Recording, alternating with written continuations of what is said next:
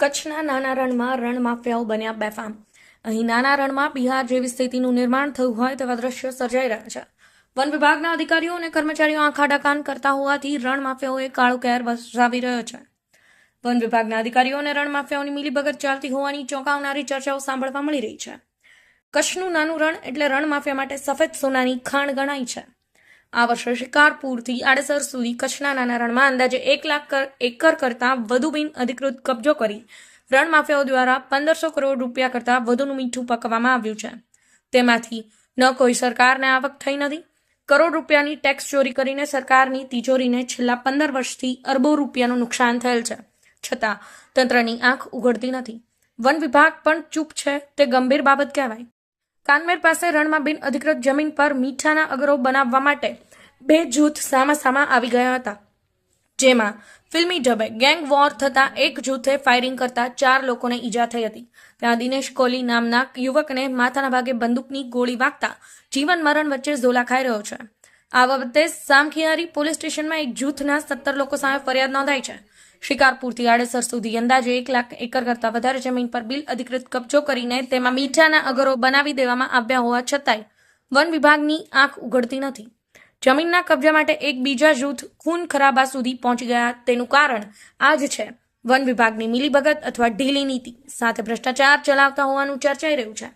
Bogus અગરિયાઓને માલિક બનાવાયા અને રણમાં બિન અધિકૃત રીતે કબજો કરીને મીઠું પકવતાને કહેવાતા ઉદ્યોગપતિએ અદાલતને પણ ગેરમાર્ગે દોરી હોવાના આક્ષેપ સાથે અમુક મહિના પૂરતો સ્ટે લેવામાં આવ્યો હોવાનું બહાર આવ્યું છે. ત્યાં અમુક એવા નામો છે જેને મીઠા વ્યવસાય સાથે અને મીઠાના અગરો સાથે કોઈ લેવા દેવા નથી. અમુક પૂરા પરિવારના નામો રખીને સ્ટે લેવામાં આવ્યો છે. હાઈકોર્ટમાંથી સ્ટે માંગનારાઓને કોર્ટમાં બોલાવી એફિડેવિટ કરાવે તો મોટું કૌભાંડ બહાર આવે તેવી શક્યતા વ્યક્ત કરવામાં આવી રહી છે. કેટલાક લોકો દુનિયામાં નથી તો પણ તેઓના નામ સ્ટે માંગવામાં આવ્યો હોવાનું પણ બહાર આવ્યું છે. કચ્છના નાના રણમાં કોઈ બિન અધિકૃત જમીનના દબાણ બાબતે રજૂઆત કરે તો વન વિભાગના અધિકારીઓ સેટલમેન્ટનું બહાનું આગળ ધરીને આગળની કોઈ કાર્યવાહી કે કામગીરી કરતા નથી. ઘુડખર અભયારણ્યમાં જેટલા લોકોએ દબાણો કરનારા જવાબદાર છે તેટલું વન વિભાગ પણ જવાબદાર છે. અહીં સૌથી મોટું વીજ જોડાણ ષડયંત્ર ચાલી રહ્યું છે. ગુજરાતમાં સૌથી મોટું જમીન કૌભાંડ કહેવામાં આવે તો કચ્છના નાના રણમાં થઈ ચૂક્યું છે.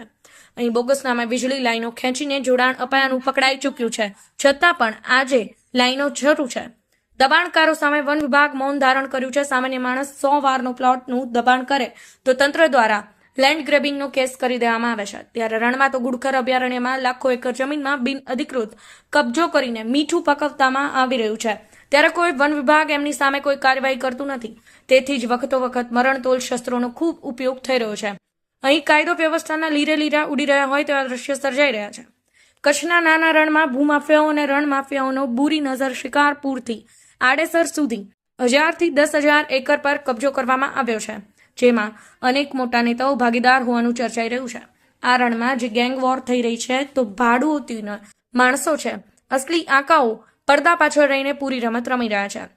વધુમાં રણના રક્ષણ માટે એસઆરપીની ટીમ રક્ષણ કરશે તેવા દાવા પુકાર સાબિત થતા થોડા દિવસો પહેલા ઘુડખર અભયારણ્ય રૂપ વિભાગના નાયક વન સંરક્ષક અધિકારીએ મીડિયાને કહ્યું હતું કે રણનું રક્ષણ એસઆરપી ગ્રુપ કરશે. ફક્ત કાગળ પર એસઆરપી ગ્રુપ રક્ષણ કરતી હોય તેવા ચિત્ર ઉપસી રહ્યા છે. ત્યારે ફાયરિંગ બાબતે ડીએફઓએ જણાવ્યું હતું કે અમારી ટીમ તપાસ કરવા ગઈ છે, ત્યારબાદ રિપોર્ટ આવ્યા પછી કહી શકાય તેમ છે. બ્યુરો રિપોર્ટ, સમય 24 ન્યૂઝ.